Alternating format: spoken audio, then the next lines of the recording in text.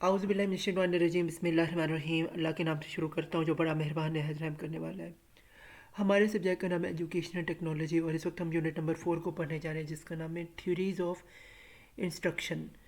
और ये जो सब्जेक्ट है ये मैं मोहम्मद सफ़ ख़ान आपसे मुखातिब हूँ इसमें। और ये बीएड का कोर्स कोड है जिसका कोर्स कोड नंबर है 8619 और ये हमारी यूनिवर्सिटी का नाम अल्लामा इकबाल ओपन यूनिवर्सिटी। तो स्टूडेंट शुरू करते हैं। सबसे पहले हमारे पास इसका इंट्रोडक्शन आ रहा है, ये है teaching is both a sincere and art has come to acquire its own concept. यानी कि जो टेक्नोलॉजी है इसमें जो है सिंसियरिटी का और जो आर्ट का एक अहम तरीन जुज़ है इसके कंसेप्ट को समझने का इसके अंदर ही। फिर है generally it is said that till now we could not form a systematic concept of teaching. आज तक जो है हमें सिस्टमेटिक कंसेप्ट ऑफ टीचिंग जो है इसकी समझ नहीं आई। फिर है द मेजर, कौन से उसमें अहम तरीन जुज़ है वो हम नीचे देख रहे हैं। Pro condition for theories are, pro condition for theories are वो क्या है। The instructional concept what will be learn, जो इंस्ट्रक्शनल कंसेप्ट है उसमें हम क्या देखते हैं, वट विल बी लर्न हमने क्या पढ़ना है। फिर क्या है the instructional context, instructional context में हम देखने लर्नस लोकेशन एक्सेट्रा, हम इसमें लर्न करते हैं लोकेशन को एक्सेट्रा। फिर हमारे पास एडमिनिस्ट्रेटिव कंसंट्रेट्स, इसमें क्या कहते हैं बजट टाइम एंड मैनेजमेंट, यानी इसमें बजट टाइम और मैनेजमेंट आता है। आगे स्टूडेंट हमारे पास आता है जी ऑब्जेक्टिव इस चैप्टर का, वो है जी developing a student learning profile. हम इसमें डेवलप करेंगे स्टूडेंट की लर्निंग प्रोफाइल कि स्टूडेंट किस तरह से जो है इसकी प्रोफाइल किस तरह से मुकम्मल होती है लर्निंग के कंसेप्ट को समझते हुए। आगे क्या है जी नंबर सेकंड पे डिस्कस इंस्ट्रूमेंटल स्ट्रेटजीज़, हम देखेंगे इंस्ट्रक्शनल स्ट्रेटजीज़, हम डिस्कस करेंगे इंस्ट्रक्शनल स्ट्रेटजीज़ के बारे में कि इंस्ट्रक्शनल स्ट्रेटजीज़ एक टीचर कैसे बनाते हैं स्टूडेंट्स के लिए। फिर है जी नंबर 3 पे explain the techniques of motivation in the instructional process, वो कौन सा तरीके जिससे मोटिवेशनल टेक्निक्स जो हैं वो बनती है। नंबर 4 पे हम देखें identify the instructional processes be motivated, हम देखेंगे किस तरह से आइडेंटिफाई करें इंस्ट्रक्शनल प्रोसेसेस, उन्हें किस तरह से मोटिवेट हम कर सकते हैं। एंड 5 पे हम क्या कहें differentiate among the individual instructions, group instructions, stimulates instructions and interactive instruction, यानी कि हम डिफ्रेंशिएट करेंगे इंडिविजुअल इंस्ट्रक्शंस के बारे में, ग्रुप इंस्ट्रक्शंस के बारे में, स्टिमुलेट करने इंस्ट्रक्शन और इंटरएक्टिव इंस्ट्रक्शंस के बारे में। तो आए स्टूडेंट्स बाकायदा आगाज़ करते हैं इस चैप्टर का, वो क्या डेवलपिंग ऑफ लर्नर्स प्रोफाइल। ये क्या है डेवलपिंग लर्नर्स ऑफ प्रोफाइल, ये क्या जो स्टूडेंट्स पढ़ने आ रहे हैं उनकी प्रोफाइल को कैसे हम एनालाइज करते हैं। तो ए इसमें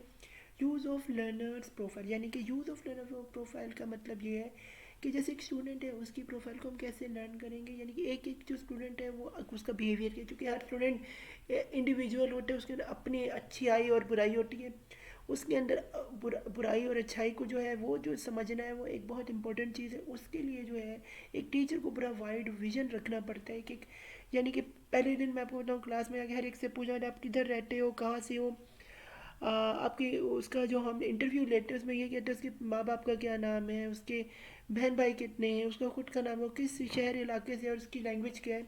तो इससे हमें बहुत ज़्यादा पहले दिन जो है उसकी प्रोफाइल का पता चला। और फिर जब वो क्लास में पढ़ता है सलाहियत देते पहले एग्ज़ाम के बाद या दूसरे एग्ज़ाम के बाद टीचर जो है उसे एनालाइज हो जाता है कि जो एक जो स्टूडेंट है ये किस किस्म का है और इस पर कितनी मेहनत करनी चाहिए नहीं करनी चाहिए हमें पता चला। आगे बी पे हम देखते हैं how to draw learning profile, इसी तरह से जो है लर्निंग प्रोफाइल जो है वो तैयार की जाती है जैसे मैंने अभी आपको बताया कि सी में है। Relevance of learners profile variables, यही जो वेरिएबल्स हैं इनके ज़रिए हम लर्निंग करते हैं प्रोफाइल के डिफरेंट वेरिएबल्स के ज़रिए उनकी जहनी सलाहियत को देख के, उनकी उनकी फितरी को देख के, उनकी समाज के हिसाब से, उनकी खेल के हिसाब से उनको देख के वो कितने एक्टिव हैं। टू डिज़ाइन ऑफ मटेरियल्स, इससे हम जो इनके मटेरियल्स को जो खस करते हैं। आगे हम चलते हैं स्टूडेंट, ये क्या इंस्ट्रक्शनल स्ट्रेटजी, इंस्ट्रक्शनल स्ट्रेटजीज़ में हमारे पास आते हैं नंबर 1 लेक्चर ए पे। तो लेक्चर स्टूडेंट्स किस तरह से एक टीचर को तैयार करना चाहिए कि बच्चों को समझ भी आए और उनके अंदर इससे पढ़ के उनके अंदर एक मोटिवेशन भी है। इसमें क्या pros of lecture or teacher method, यानी कि क्या फ़ायदे हैं टीचर के पढ़ाने के लेक्चर की। वो नंबर 1 पे हम देख रहे हैं, वो है lectures are a straightforward way to impart knowledge to student quickly। यानी कि जो लेक्चर है वो एक तरीके जैसे सीधे तरीके से हम स्टूडेंट्स को जो है वो क्विकली जो है नॉलेज उन तक पहुंचा देते हैं।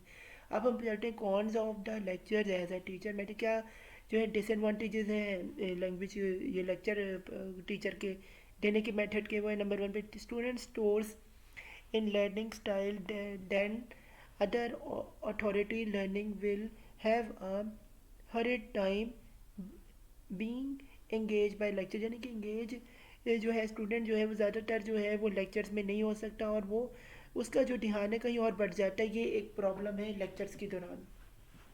आगे स्टूडेंट्स हम चलते हैं, ये the following points must be take care of when teachers when lectures in the class. जब टीचर क्लास में पढ़ाया जाए तो जो मंद जज़ैल जो पॉइंट्स हैं उसका टीचर को ख्याल रखना चाहिए क्लासरूम के अंदर। नंबर 1 पे क्या है जी, lectures must be well organise and well prepare. यानी लेक्चर जो है वो टीचर जो है वेल ऑर्गेनाइज करे, एक तरीके से करे, और वेल प्रिपेयर यानी अच्छे तरीके से उसे आते हो तभी वो डिलीवर कर सकता है। फिर नंबर 2 पे it should contain sufficient example. उसके अंदर जो है टीचर जो है उसके अंदर सफिशिएंट एग्जाम्पल यानी एग्जाम्पल्स के लिए टीचर जो है अपना जो लेक्चर है उसको और मजबूत तरीके से जो है स्टूडेंट तक पहुंचा सकते हैं।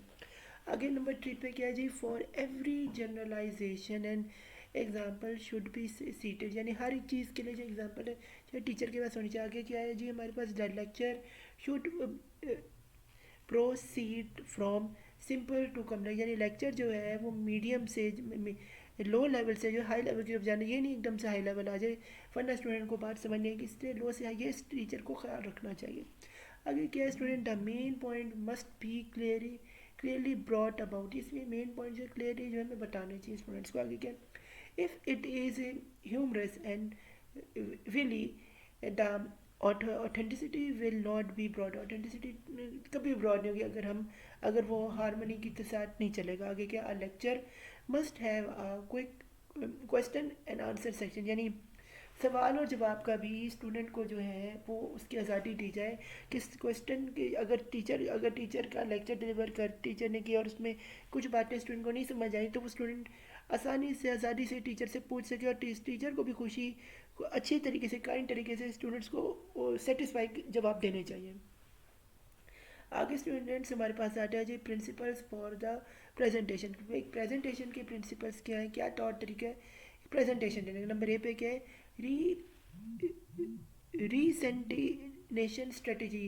यानी रीसेंटिनेशन होनी चाहिए स्ट्रेटजी के तरीके से जो है वो आप जो प्रेजेंटेशन। नंबर सेकंड है क्रिटिसिज्म का भी मौका दें। यानी सवाल जवाब के अगर बच्चे पूछते हैं तो आप वो क्रिटिसाइज कर रहे हैं तो उनको पूरा हक है। नंबर सी पे क्या है, द डिस्कशन स्ट्रेटजी में अगर टीचर और स्टूडेंट के डिस्कशन चलता है किसी सवाल के बाद बहस मुबाहिसा चलता है तो वो उसमें पूरी तरह से जो है स्टूडेंट जो है उसमें ताकत और वो जवाब देने की सलाहियत और टीचर भी बर्दाश्त करेंगे सेटर के, ताकि टीचर भी स्टूडेंट भी सीखें और हम अच्छा मौजू लेके डेवलपमेंट लेके इनोवेशन लेके जो है क्लास में आगे बढ़ें। लेक्चर के आगे चलते हैं स्टूडेंट, जे क्या है डिफरेंशिएट वेरिएबल्स में क्या है, नंबर 1 है सिंपथेटिज्म। बच्चे में सिंपथी होनी चाहिए, प्यार मोहब्बत होनी, इससे बच्चे सीखते हैं। फिर है पैनल डिस्कशन जो आम लोग बैठे हुए हो सब उनमें डिस्कशन हो कि भाई क्या सही है क्या नहीं। अगर कोई बड़े उस्ताद करामी खड़े हैं और वो भी टीचर्स को देखने हैं ट्रेनिंग टीचर्स को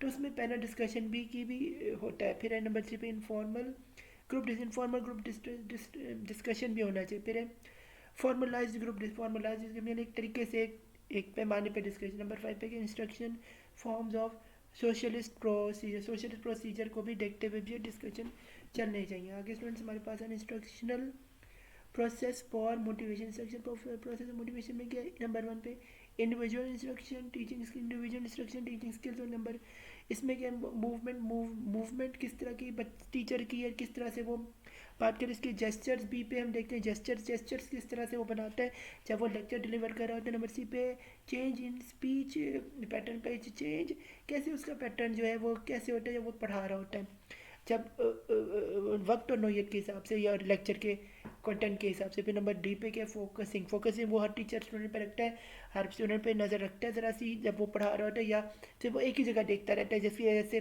और स्टूडेंट जो है वो उसकी लेक्चर जब माइंड नहीं होती, ये भी फोकस होते हैं। नंबर ई पे क्या है, change in interaction style. Interaction style और हर बच्चे को अपने उसमें गिरफ्त में रखे टीचर, ये एक टीचर का रोल होता है। अगर नहीं रखता तो वो कमज़ोर टीचर पाया जाता है। आगे के एफ पे क्या है, पुशिंग। पुशिंग भी उसमें होनी चाहिए। आगे स्टूडेंट्स हम चलते हैं, हमारे पास क्या है जी, स्किल्स ऑफ प्रोबेबिंग क्वेश्चन। प्रोबेबिंग क्वेश्चन सवालों के लिए कि स्किल्स ऑफ एक्सप्लेनेशन, यानी जब सवाल स्टूडेंट पूछे तो उसके लिए एक्सप्लेनेशन अच्छी तरह जवाब देने की सलाहियत हो टीचर के। Skills of using black board, यानी ब्लैक बोर्ड पे जो सवालों के वो जवाब दे और अच्छी तरह समझाया, अगर उसे कोई बच्चे को उसमें कोई बात समझ नहीं आ रही। फिर स्किल्स ऑफ री इन्फोर्समेंट, री इन्फोर्स करे कि भाई इस तरह से सवाल करना, इस तरह नहीं करना। फिर जवाब देने उसको। फिर इंस्ट्रक्टिव इंस्ट्रक्शन। इंस्ट्रक्टिव कौन सी इंस्ट्रक्शन यूज़ कब करनी, कौन सी नहीं, स्टूडेंट्स को बताना चाहिए टीचर। फिर है टीचिंग टॉक, टीचर को टॉक करनी चाहिए। फिर है इनडायरेक्ट इन्फ्लुएंस, डायरेक्टली इन्फ्लुएंस होना चाहिए टीचर पे, स्टूडेंट्स पे टीचर का। आगे के